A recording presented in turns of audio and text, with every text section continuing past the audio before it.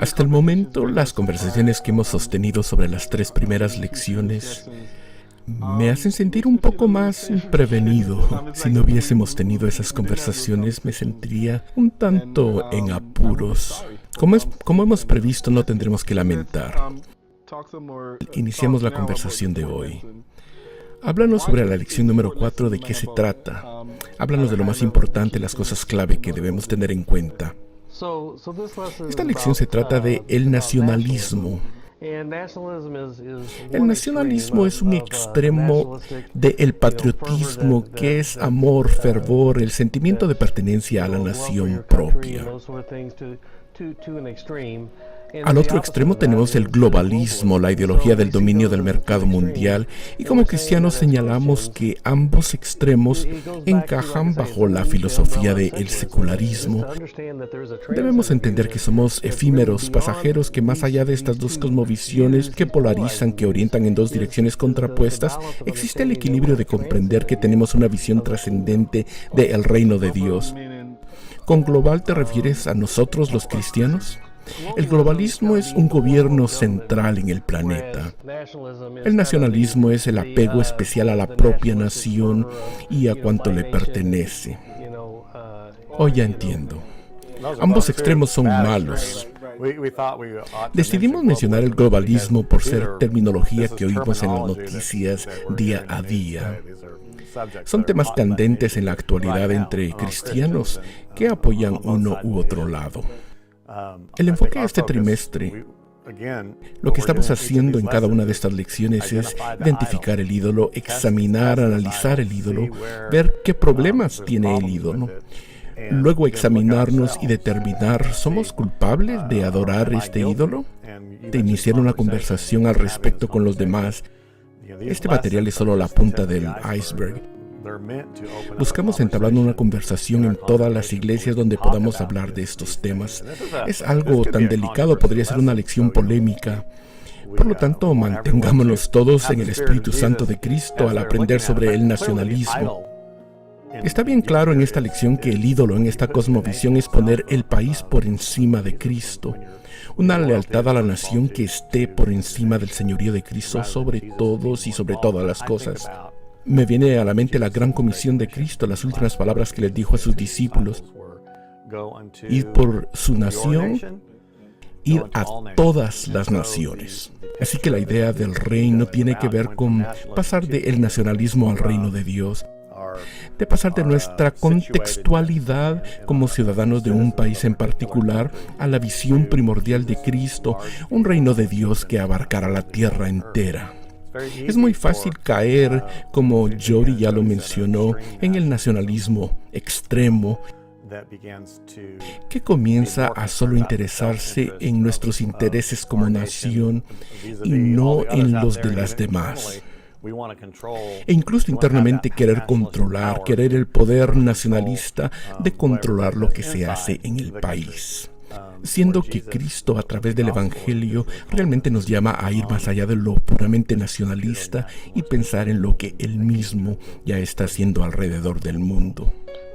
Entonces, habla tú, Jody. Estaba pensando al oír a Jason en todo lo que hemos mencionado. Hemos estado hablando de extremos. Volvemos a la sutileza de Satanás, que toma algo bueno y lo lleva al extremo. Por ejemplo, vamos a hablar del individualismo en la próxima lección, la 5ª lección. El individualismo lo vemos como un extremo de la individualidad. La individualidad es buena, pero llevada al extremo se convierte en algo malo el individualismo. Eso mismo sucede con el nacionalismo del cual hemos estado hablando. Llevar las cosas al extremo hasta reemplazar a Cristo como Señor y las convierte en ídolos que toman el lugar del señorío de Cristo. Entonces, ni globalista ni nacionalista. Entonces, ¿qué? Centrado en el reino, centrado en el reino. Así es. Entonces, ¿cómo? ¿Qué lo hace distinto? En otras palabras, pensar como alguien centrado en el reino o pensar como el gobierno, por así decirlo, ¿O depende de mi enfoque o de mi lucha? Si voy a luchar contra la injusticia, debo pensar en cómo lo hace el reino o cómo lo hace el gobierno, ¿verdad? En lo que estás pensando es que en la naturaleza humana luchamos contra la injusticia con nuestra propia justicia. Pero Dios nos ha dado los gobiernos, en cierto sentido, para ayudarnos a lidiar con las injusticias del mundo. Si alguien trata a alguien injustamente, si alguien abusa de alguien, tenemos instituciones. La primera institución que Dios le dio al gobierno fue el ángel que colocó para mantener a Adán y a Eva fuera del jardín del Edén. Lo que vemos allí es que los gobiernos son esencialmente un agente de fuerza para forzar cierto comportamiento.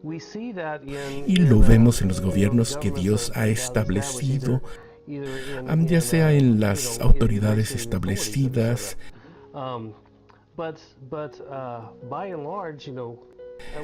Por lo general, con la fuerza pueden cambiar la voluntad, pero nunca el corazón.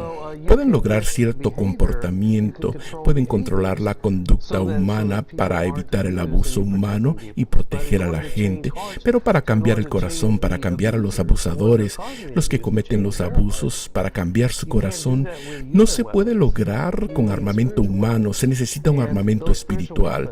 El armamento espiritual, recuerdo que Abraham Lincoln, donde estaba, había una persona muy negativa que siempre lo insultaba, pero Abraham Lincoln siempre fue grato con él. Alguien en su séquito le dijo, ¿por qué se comporta de una manera tan grata con esa persona? Debería destruir a ese enemigo. Y Lincoln respondió, ¿no derroto al enemigo al hacerlo mi amigo? Ese es el poder del Evangelio. No vencemos el mal con el mal, vencemos el mal con el bien. Y así derrotamos la injusticia.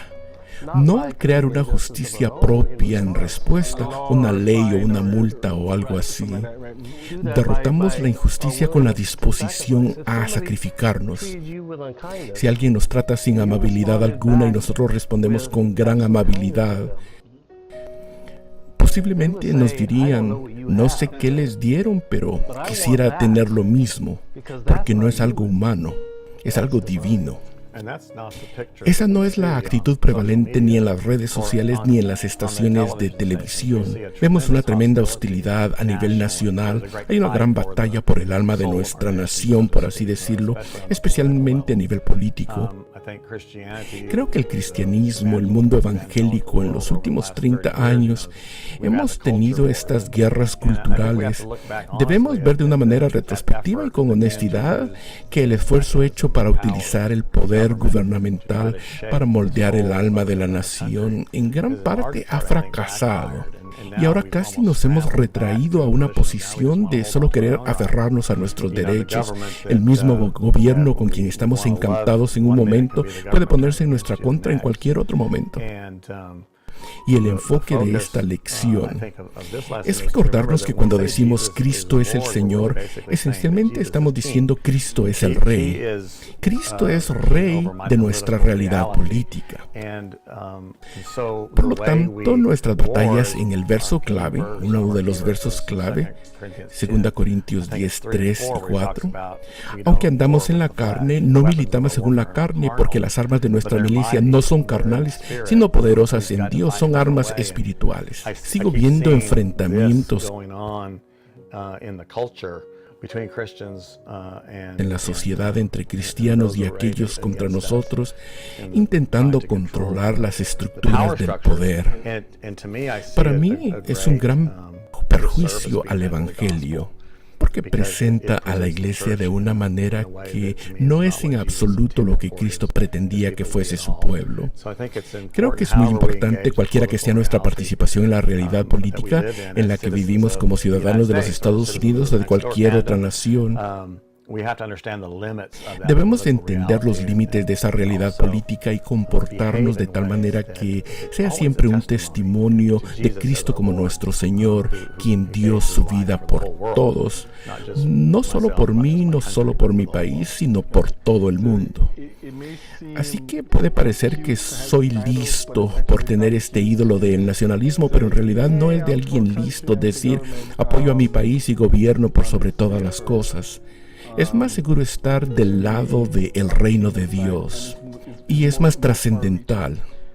Entendemos este mundo en el contexto del reino de Dios desde su perspectiva, y mucha de esa perspectiva proviene de comenzar a confiar, al igual que Pablo cuando habla de las autoridades gubernamentales. En Romanos 13, en una época cuando tenían un dictador, Nerón gobernaba. Y tenemos que tener cierta confianza en el orden providencial de Dios de los que están en el poder. Por eso pienso que, y lo digo una vez más, estamos hablando del extremo. Es propicio ser patriota, pero no al grado de poner esa lealtad por encima del reino de Dios. Ok, muy bien, gracias.